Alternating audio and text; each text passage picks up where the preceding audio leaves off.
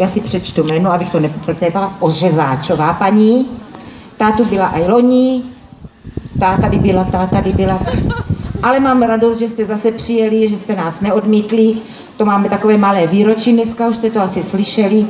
Já moc taky od vás nevím o vás moc, kde jste, co jste, jak jste, ale vy nám to řekněte. Třeba 2 věty, no. Děkuju. Dovolte, abych vás všechny pozdravila jménem ženského sboru Denica z Ostrožské Nové Vsi. Jsme v kompletní sestavě -5, ale máme novou členku, tamta, s tou violkou. Tak to je naše nová umělecká vedoucí Zuzanka Píšková.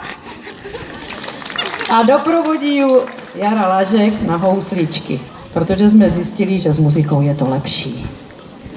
No, já jsem myslela, že na něho zapomenete. Ale on se hlásil, že tak, děvčata, nalaďte si to a pěkně zpívajte.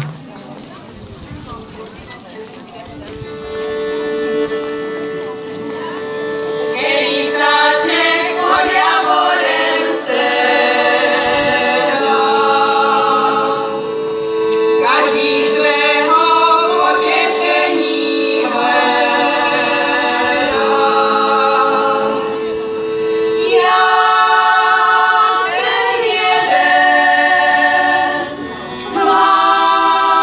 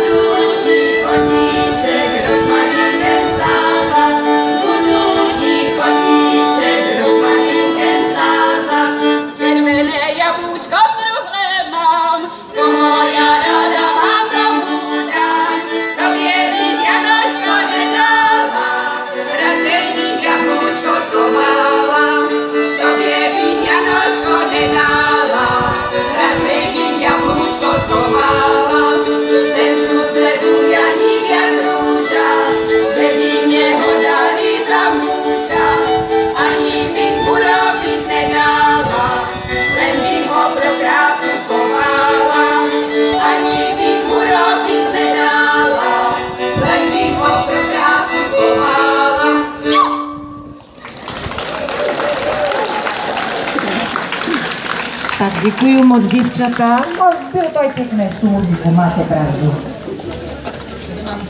Nemáme dále. Tentokrát nic. Jary. Ty tam zapomněli, to já bych to znala zavést. To máte víno ze Ostrožské Nové Vsi. Ano, děkujeme. Tak jestli je také dobré jak hra, tak bylo dobře. Ano, děkujeme. Od nás máte taky samozřejmě. Počtěte si od nás něco, abyste byli rádi. Děkuju, děkuju.